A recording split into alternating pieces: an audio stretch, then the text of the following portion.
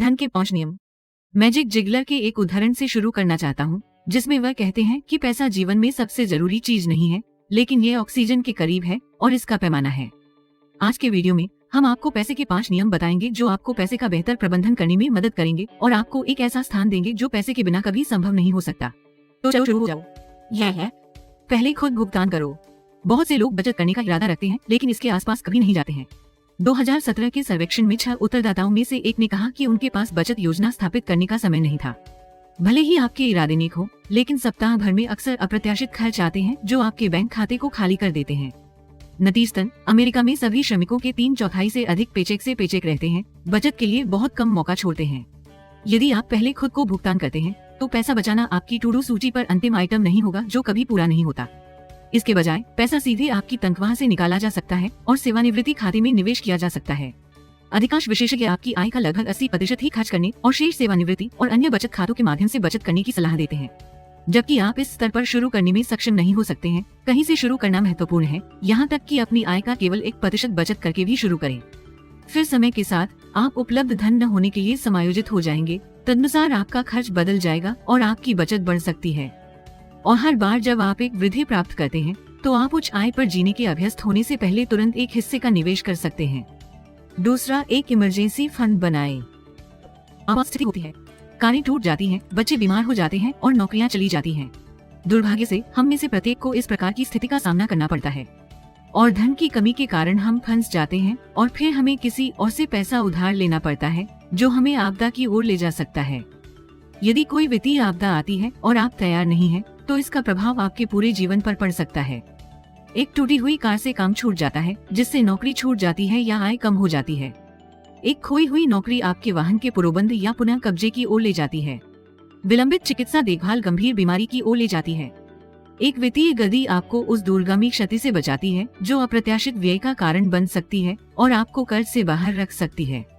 सबसे बुरे के लिए बचत करने के लिए छोटी शुरुआत करें और जैसे जैसे आपकी भूख बढ़ती है, आप और अधिक बचत करने की ओर बढ़ सकते हैं।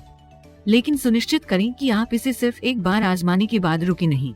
लेकिन इमरजेंसी फंड बनाना एक ऐसी चीज है जिसे बहुत से लोग या तो नजरअंदाज कर देते हैं या इसकी जरूरत भी महसूस नहीं करते हैं। ये उनकी अज्ञानता हो सकती है या उन्हें ऐसा महसूस भी नहीं होता कि उन्हें इसकी आवश्यकता है। लेकिन आपात स्थिति की घोषणा नहीं होती है और जब ये आती है तो आपके पास आपातकालीन निधि नहीं बनाने पर अन्य लोगों से भीख मांगने के अलावा कोई विकल्प नहीं होता है। इसलिए यदि आप स्वतंत्र रूप से जीना चाहते हैं, तो इसे अपनी जीवनशैली का एक महत्वपूर्ण घटक मानें। तीसरा, अपने साधनों के नीचे जियो। अपने आप को पहले भुगतान करना और बरसात के दिन के लिए बचत करना तभी संभव है जब आप अपने साधनों से नीचे रहते हैं। ऐसा करने का सबसे अच्छा तरीका एक बजट है। एक बजट आपको ये निर्धारित करके सोच समझकर खर्च करने की अनुमति देता है कि आप अपना पैसा कहाँ ले जाना चाहते हैं। बजट बनाकर आप अनावश्यक खर्चों में कटौती कर सकते हैं और अपने खर्चों के बारे में होशियार रह सकते हैं। बचत को शामिल करना सुनिश्चित करें और अपने आप को थोड़ा विगल रूम छोड़ दें, जिसका उपयोग आप महीने के दौरान अप्रत्याशित लागतों को कवर करने के लिए कर सकते हैं। शून्य आधारित बजट सहित विभिन्न प्रकार के बजट होते हैं, जहां प्रत्येक डॉलर को एक विशिष्ट नौकरी और आराम से बजट दिया जाता है, जहां आप व्यय को आय के एक निश्चित प्रतिशत तक रखने का प्रयास करते हैं। यदि आपको बजट से जीने में परेशानी होती है, तो एक लिफाफा प्रणाली का उपयोग करने पर विचार करें और अलग अलग व्यय श्रेणियों के लिए अपनी नकदी को अलग अलग लिफाफों में भौतिक रूप से विभाजित करें। फिर जब लिफाफे में नकदी खत्म हो जाती है, तो महीने के अंत तक आपकी श्रेणी पर खर्च हो जाता है। हर किसी के जीवन में हर किसी के पास एक ऐसा दोस्त हो सकता है जिसके पास अपनी आमदनी से ज्यादा खर्चे हों। उनके पास नए फोन और छुट्टियां जैसे हित हैं, भले ही वे इसे वहन नहीं कर सकते। और एक दिन ऐसा भी आता है जब वे इन हितों के कारण इतना कर्ज में डूब जाते हैं कि कई वर्षों तक इस कर्ज को चुका भी नहीं पाते। और कभी कभी आनंद उसके स्वतंत्रता के जीवन के कई वर्षों को कैद कर लेता है और अब ये ऋण कई वर्षों के बदले चुकाया जाता है। इसलिए खुद वे व्यक्ति मत बनो, और अगर आपके मित्र मंडली में कोई भी उस व्यक्ति जैसा है तो उसे ऐसा करने से रोकें। चौथा, संपत्ति के मूल्यह्रास के लिए कर्ज में कभी न डूबें। अमीर बनने की एक कुंजी बैंकरों और क्रेडिट कार्ड उधारदाताओं को अमीर बनाने से बचना है। अगर आप कर्ज में डूबे नहीं हैं, तो कुछ खरीदारी जैसे घर खरीदना या कॉलेज की शिक्षा के लिए भुगतान करना मुश्किल है। लेकिन छात्र ऋण और बंधक ऋण दोनों को आमतौर पर अच्छे ऋण के रूप में वर्गीकृत किया जाता है, क्योंकि घर खरीदने और शिक्षा प्राप्त करने से अंततः आपके निवल मूल्य में वृद्धि हो सकती है।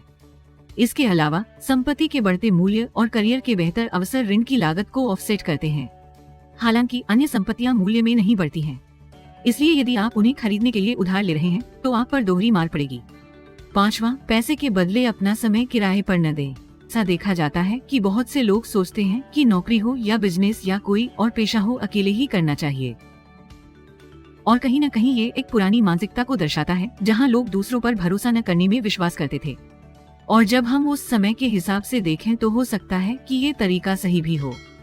फिर भी आज के दौर में जहां तकनीक कहीं ज्यादा विकसित है, पारदर्शिता इतनी बढ़ गई है कि आज की दुनिया में हर चीज पर खुद काम करना बेहतर विकल्प नहीं लगता।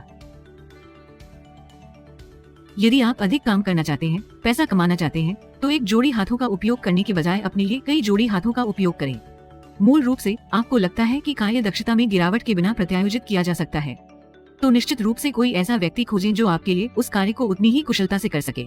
प्रतिनिधिमंडल न केवल आपका समय बचाता है, बल्कि ये आपके व्यवसाय को बढ़ाने में आपकी मदद करता है।